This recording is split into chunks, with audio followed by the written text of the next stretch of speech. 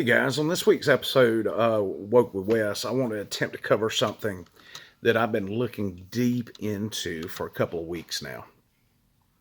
Now, I'm not a huge Trump fan. Those of you that know me know that. I didn't vote for him in the last election, and I'm probably not voting for him in this next one. But before my lefty friends get too excited, you should also know that I did not vote for Hillary. As a matter of fact, if I were given the choice between Hillary and Trump, and those were my only two options, I would have voted for Trump.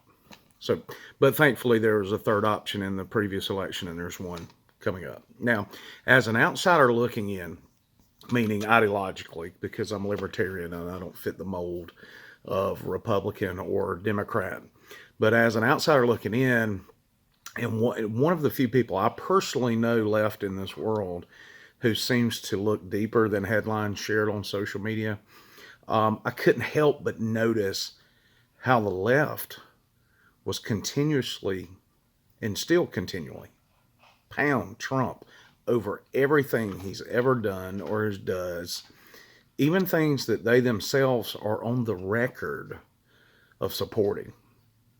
So, for example, things like calling him a racist for supporting the immigration when his predecessor had the same exact policies and espoused the same goals in curbing immigration. Things like bump stock bans, which I disagree with. I think the Second Amendment should be unfettered, and the Constitution doesn't say anything about what ifs and whatnots. It says, it's there for security. The right to bear arms shall not be infringed upon. So I disagree with that, but you would assume that bump stock bans would be something the left would be all in favor of. Trump's not getting kudos for it.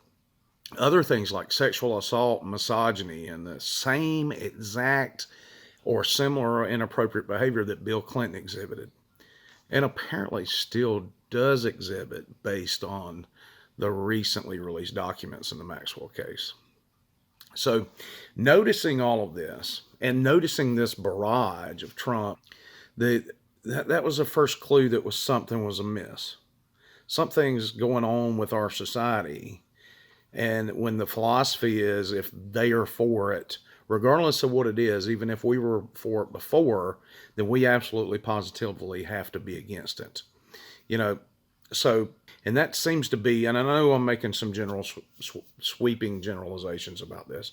So for those of us who genuinely want this world to be better, this behavior that they're exhibiting is counterproductive.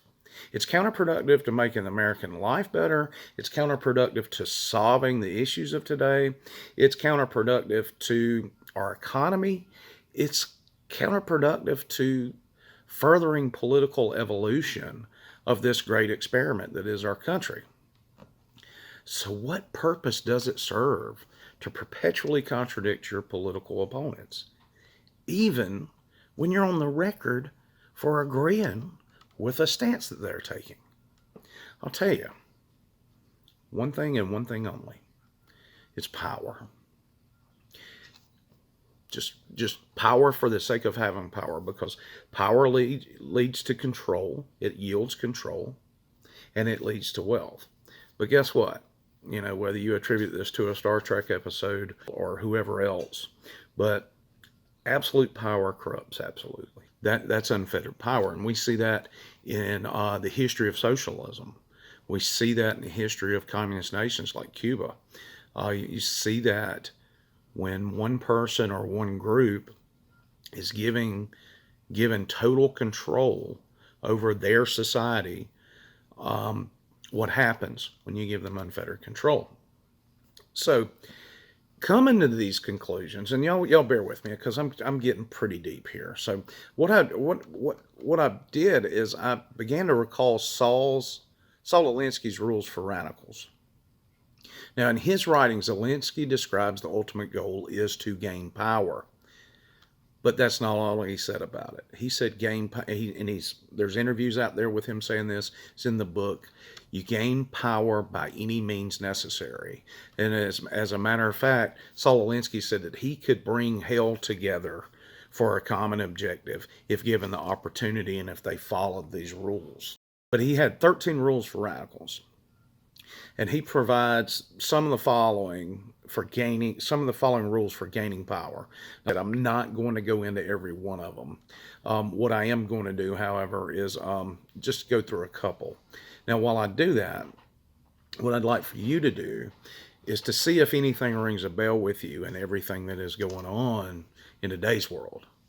See if there's any correlation between these rules and what you see online from your progressive or leftist friends, or from, some right wingers use this as well. But they're using these methods to control the debate and to control the area of ideas. So the first rule, and this is the first rule we're going to discuss, but it's also the first rule in the 13 rules for radicals. Power is not only what you have, but what the enemy thinks you have. Power is derived from two main sources: money and people. Have-nots, so people without money, must build power from flesh and blood. So basically, the squeaky wheel theory applies to this rule. So being loud gives the appearance that you are more powerful than you actually are. Think about that. And in all honesty, if somebody doesn't have clout or they don't have a seat at the table, to gain a seat at the table, you have to do what you have to do to at least get your voice heard. So this rule in and of itself is not a bad thing. It speaks to gaining a voice. So the next rule is make the enemy live up to their own rules, while also not adhering to our own. So we make you live up to the standards that you've set, but we're not going to live up to the ones we've set for ourselves. So what this does is nobody can 100% live up to their standards at all times. People are going to make mistakes. But when those mistakes happen, what Alinky's saying is we point those out and we make a big deal out of them. Here's another rule. Ridicule is man's most potent weapon. There is no defense for ridicule. It's irrational, it's infuriating, and it also works as a key pressure point to force the enemy into concessions. And I'm going to add this, or violence. So you poke a bear enough and they can't defend something because it's indefensible when somebody ridicules you. And what you either do is you either back away and let the other person have their way, or you get violent about it, or angry, or you look irrational. So a great example of this is expansion of the term racism. No one wants to be perceived as racist. It shuts people down. So if I ridicule you and I call you a racist, or I call you a sexist, or I call you a homophobe, or I call you something else that's some general term, I'm shutting you down, because nobody wants to be perceived as in those negatives. So and that's, the words are power, man. So if I can adequately and effectively use words in a way that shuts you down and keeps you from even arguing with me, I'm winning. I'm gaining more power because I've controlled you. So we're getting into this final rules here, and I know I'm going very long. Keep the pressure on. We see this in every move Trump makes. He is ridiculed. We've seen it with the impeachment. We've seen it during the COVID stuff. Initially, he wasn't doing enough. Now he's doing too much. Now he's not doing enough. He shut down traffic inflow from China. So he's a racist. That's a racist thing to do. Well, but yet he wasn't, in retrospect, he wasn't doing enough to slow the growth of COVID down in the U.S. So you can't win. You're keeping the pressure on. And the major premise for tactics is the development of operations. This is another rule, by the way, that will maintain a constant pressure on the opposition. Here's the next rule that goes hand in hand with those other two. If you push a negative hard enough and deep enough, it will break through to its counter side. Violence from the other side can win the public to your side because the public sympathizes with the underdog. So a good example is that the Antifa stuff that's going on out in Portland and Seattle. Initially they used violence to take over those streets. They used violence in the riots and things of that nature. And I say Antifa because I truly believe that the original, I think we need to separate the actual peaceful protest from the violence. So when they started taking over, you saw a big switch of public opinion away from, George Floyd's situation, that was an injustice that needs to be rectified, from being sympathetic to that cause to people backing away from it, because now the underdog were these small businesses that were being burnt to the ground, or these other businesses, or people being shot in the street or beat or hit with bricks. Now we see a slight reversal of that. Trump sending the FBI or the feds to pick up some of these offenders.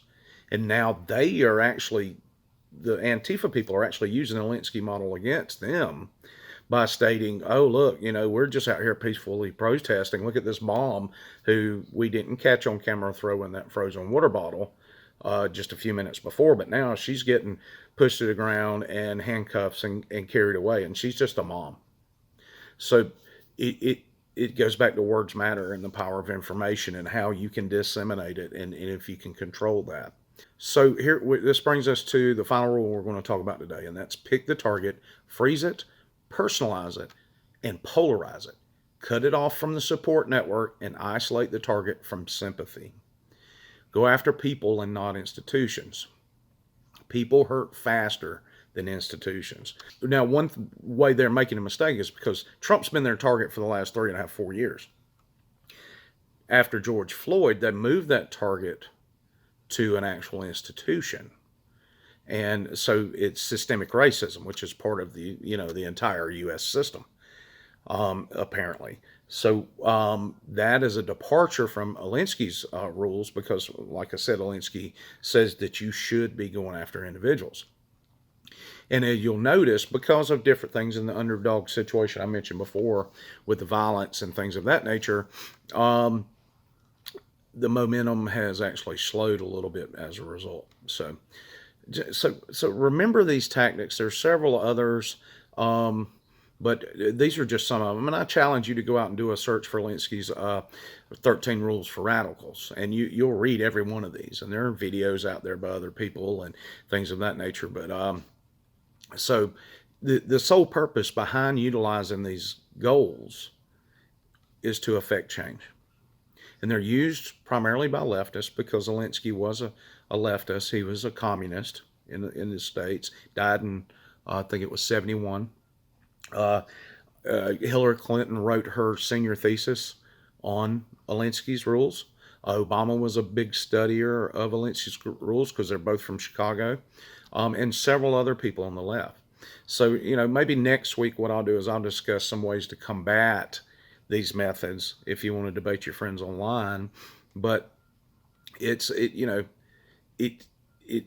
is not a proper way to gain power. So again, if you'd like for me to delve deeper in Alinky's ideas in the future, make a comment below and let me know. And if not, that's cool too. We'll do something different next week. So I hope you have a good week. Hope you're getting woke in the right way.